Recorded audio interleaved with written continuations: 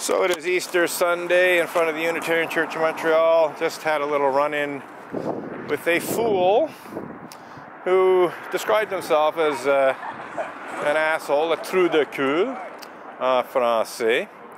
So that's going to make for some entertaining YouTube video.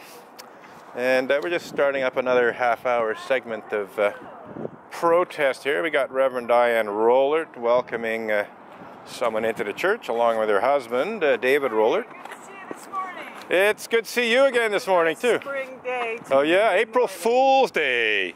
Yeah. I spell fools F-U-U-L-S. So much. You're welcome. Oh, and there's an asterisk asterisk between the U's, yeah. A little asterisk between the U's. You can thank Mary Bennett for that one. Yes, speaking of April Fools, this is actually quite hilarious. Back in 2003, I believe it was December of 2003, so like 15 years ago, Mary Bennett, the executive director of the Canadian Unitarian Council, decided to give Unitarian Universalism a Christmas present. The Christmas present that Mary Bennett bestowed upon Unitarian Universalism was to insert an asterisk between the two U's in the acronym for Unitarian Universalism. So it basically, you have a U and an asterisk and a U. Now picture that in your mind, what it might possibly somewhat graphically represent. Keeping in mind that for famous Unitarian Universalist Kurt Vonnegut Jr., an asterisk is a picture of an asshole. Funny how a guy called himself an asshole just earlier. This is all tying in very nicely together.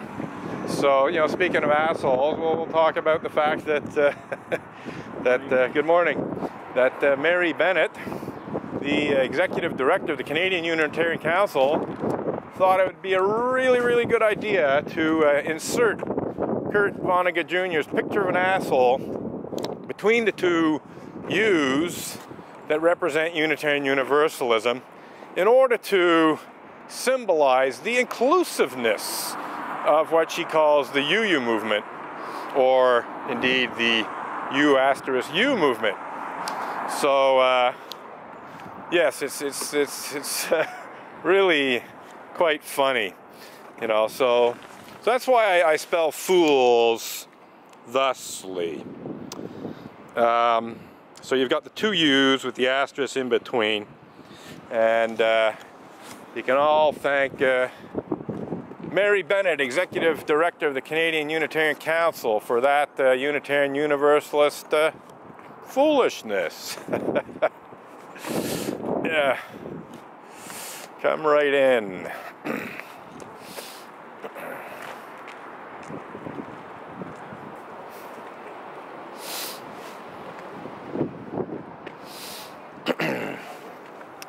Anyhow, we will continue to circulate here, but yes, it is, you know, whereas earlier there weren't very many people apparently, we're getting more and more turnout, which is to be expected, you know, for Easter Sunday. You know, oh, is this who I think it might be?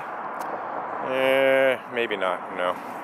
But we shall be extra cautious. Yeah, I thought it might be Sue Montgomery with the red jacket, but apparently not. So, had a little run-in with Sue Montgomery 2 weeks ago, just before the St. Patrick's Day parade.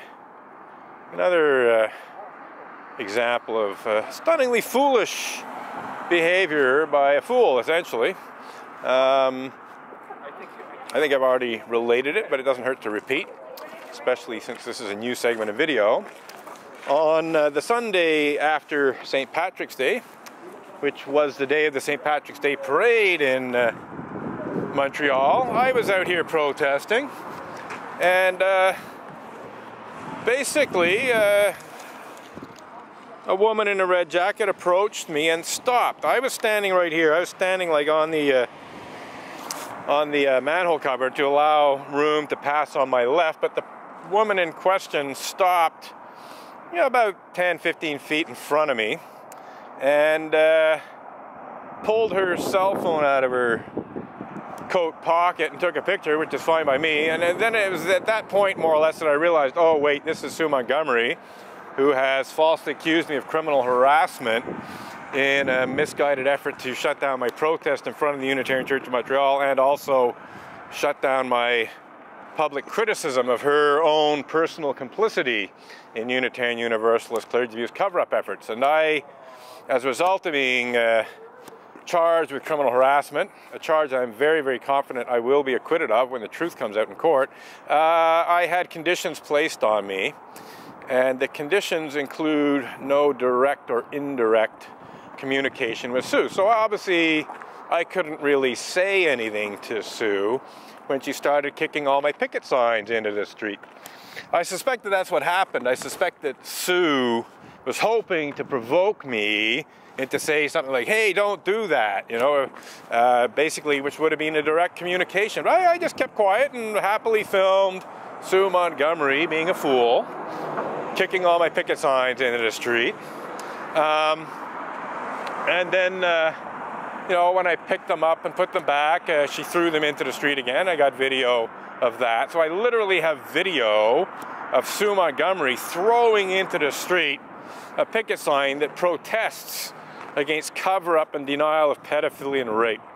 That is truly, truly, I mean, if that picture doesn't tell people that Sue's helping Unitarian Universalists cover up and deny pedophilia and rape, I don't know what will convince people. In any case, you know, right from the get-go, Sue Montgomery was calling in a complaint to the police. She was obviously trying to get me arrested. And the police came. I decided to stick around, you know, because I was quite certain I was well within my rights, you know, that I wasn't breaking my conditions. And basically, Sue Montgomery was being stunningly foolish and possibly even committing a public mischief of calling in a false complaint to the police. I don't know exactly what Sue Montgomery said to the police to get them to come to the Unitarian Church of Montreal, but they did come.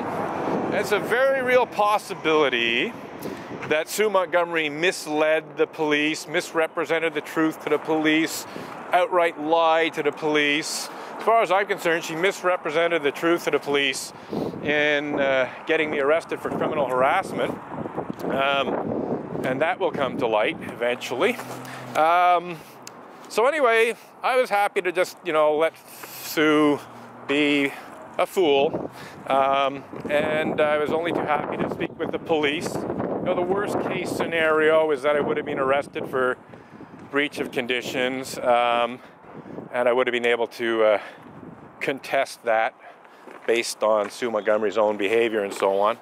The police did their investigation. I was detained for at least 10 minutes, maybe 15 or so minutes, while the police investigated whether or not I was, you know, breaking conditions. And I told them what happened. I told them, well, you know, Sue came along and started kicking down my picket signs, and I didn't say anything. I did tell them that Sue sort of brushed past me or vice versa at one point, and the outer edge of one of my picket signs lightly brushed the shoulder of her jacket, and I just automatically said sorry. You know, it's just an automatic thing. That's the only thing, that's the only direct communication that I had with Sue Montgomery on the 18th of March. It's not really grounds for having me arrested for breach of conditions, an automatic sorry, just for the fact that my picket sign lightly brushed up against her upper sleeve of her jacket.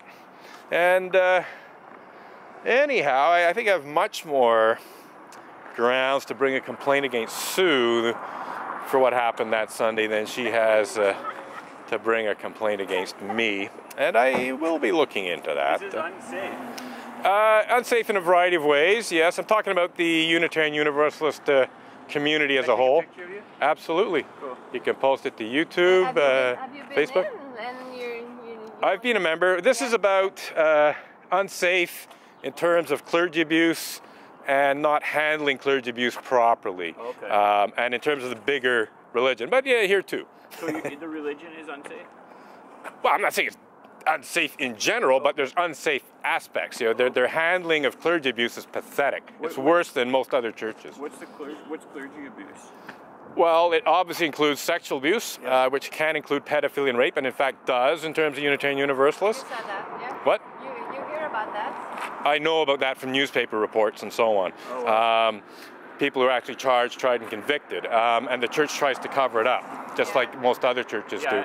But in my use of the term clergy abuse, I'm including verbal psychological abuse as well.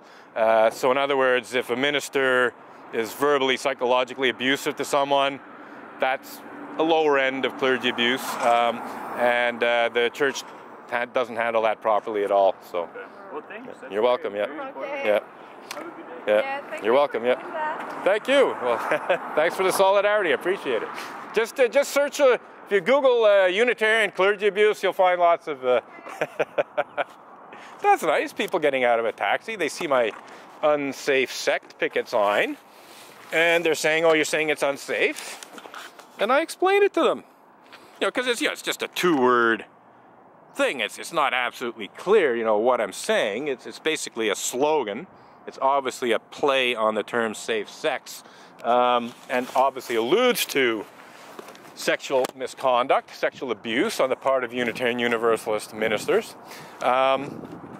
So I was able to explain it to them, and yeah, in my view, you know, basically it's not just sexual abuse and cover-up and denial of sexual abuse that makes Unitarian Universalism unsafe for some people, many people actually.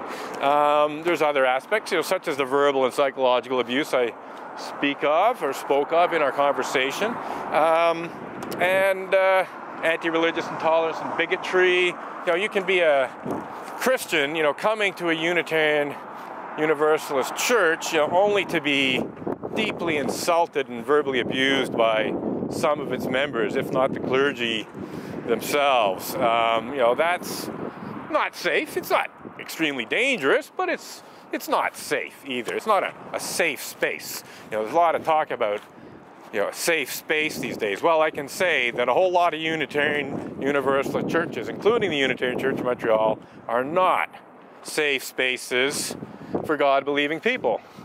And they're certainly not safe spaces when there's a sexual predator who's the minister or the Sunday school teacher, etc. Absolutely not. And the lack of safety doesn't apply only to the abuse itself.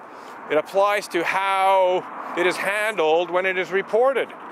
Because people have reported clergy abuse, sexual or otherwise, and have had their complaints dismissed out of hand by the Unitarian Universalist Association and the local church.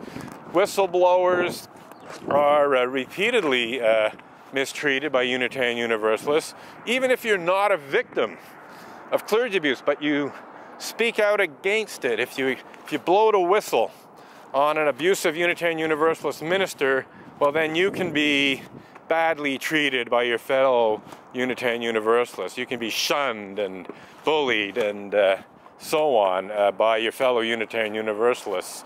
In fact, there's a female Unitarian Universalist minister who blew the whistle on a pedophile minister. She came in as an interim minister after a previous minister left, and people came up and were telling her about how their children had been molested by this previous minister. And she did the right thing and reported this to the authorities. And the minister was charged, tried, and I do believe convicted of the sexual abuse of children.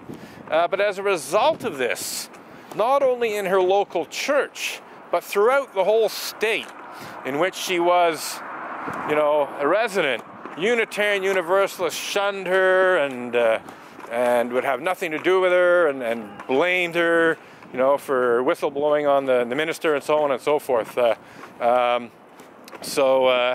You know, that's an example of a minister, a minister being shunned by other Unitarian Universalists, including other Unitarian Universalist ministers, no doubt, because she exposed a pedophile, and that resulted in his conviction for the sexual abuse of children.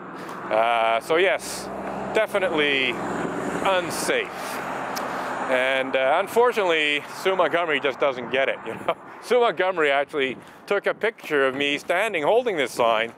And this sign is being displayed, by the way, for the better part of 20 years. This is one of my earliest picket sign slogans. It's not my first picket sign slogans, but this picket sign saying unsafe sect was created, I believe, in the late 90s. Certainly, I'm quite certain it was created in 1999. And I distinctly remember displaying my unsafe sect picket sign slogan on the steps of 25 Beacon Street in May of 2000.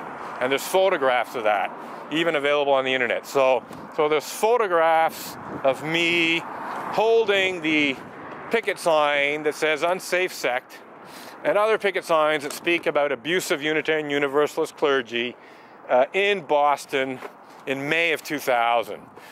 So this is a two-word zinger that's been a classic picket sign slogan through almost the whole length of my almost 20-year protest. So no sign of the police.